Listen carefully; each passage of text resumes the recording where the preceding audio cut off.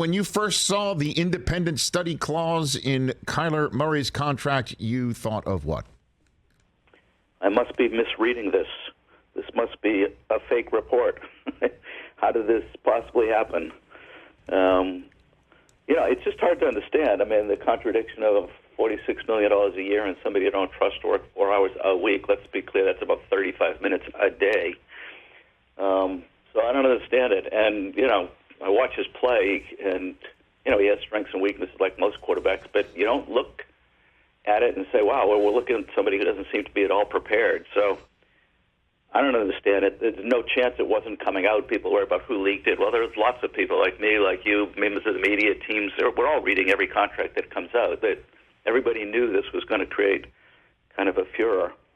And it must mean that they've tried everything else they could possibly do, and none of it worked. I mean, this, from my front office experience, none of this makes any sense whatsoever. And, basically they humiliated the player for an unenforceable clause in a contract that we've never seen before. But based on your evaluation of his play, you don't see somebody that needs more study time? Is that what you're saying? Well, listen, yes, you do. But is it to the degree that we would have been able to look at the tape and go, wow, this guy doesn't look like he's preparing at all? Because all they're asking for is 4 hours. I can't even tell you how minimal that is. There are quarterbacks that spend 4 hours a day, especially in the first half of the week as they're studying the opponent. So it was such a small ask. I don't think that we're watching tape and going, wow, this guy is just so ill-prepared mentally that even a few hours, a few minutes a day is going to change the production. Now, that said, I'm not telling you that he's the quickest processor in the league. Some of that's still inexperience. We've only seen him play for 3 years, and some of it probably does require some additional work. But if you said to me, just watch the tape and tell me of these 10 players which one looks the least prepared, Kyler Murray's tape would not jump out at me. It would say, yes, he's got some work to do. He can improve, work harder, more experience.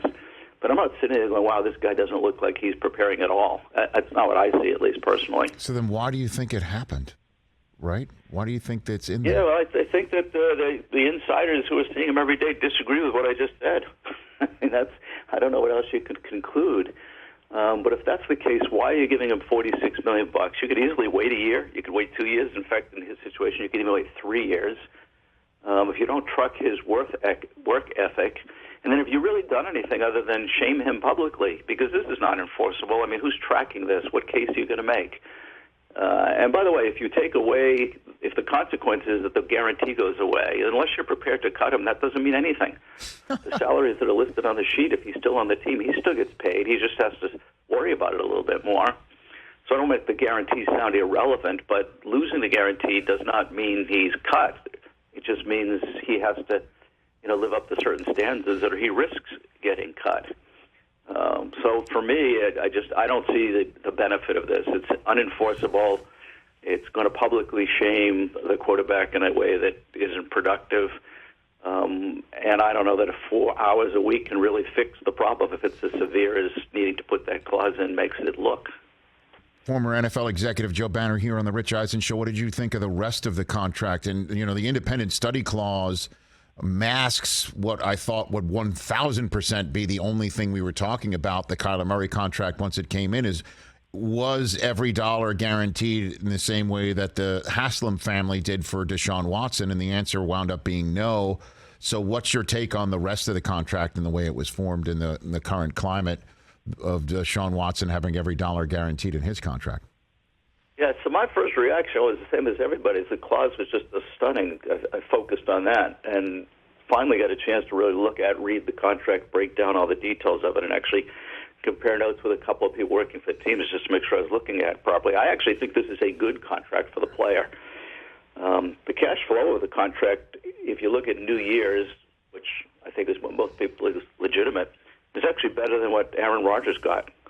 Over the first 3 New Years of the contract, Kyler Murray's deal average is $49.2 million.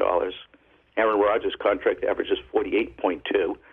By the way, Deshaun Watson averages $46. Over the first 3 New Years, Kyler Murray averages over $3 million more per year than Deshaun Watson. So I think that's and the most important evaluation, most people would agree, is the value of those first 3 years. And now I'm talking first 3 new years, because this contract can be made to look bad if you wanted to by factoring the 2 years that they still owned. I mean, the Cardinals still owned. Mm-hmm. But if we're looking at new years, I mean, I think that's a spectacular 3-year average. I don't think he's even close to the player that Aaron Rodgers or Deshaun Watson is, or Josh Allen. By the way, Josh Allen's all the way down to $35 million average. $45 million average per year for the 3 years. So he's $4 million ahead of Josh Allen if we're comparing the first 3 new years. He's also got guarantees that are written so that they kick in a year earlier than the season they apply to. We're probably getting too technical for the listener, but that's a very favorable thing. Not as favorable as what Watson got, which is fully guaranteed with no question marks.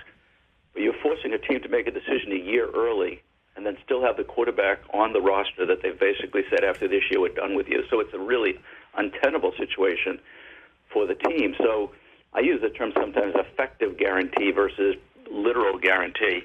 There's quite a bit of effectively guaranteed money in this contract. In fact, I could see with the agents looking at it and arguing that the whole contract is effectively guaranteed. I wouldn't agree with that, but I do think it's effectively more guaranteed than the 160 and 105 numbers that we're hearing out there.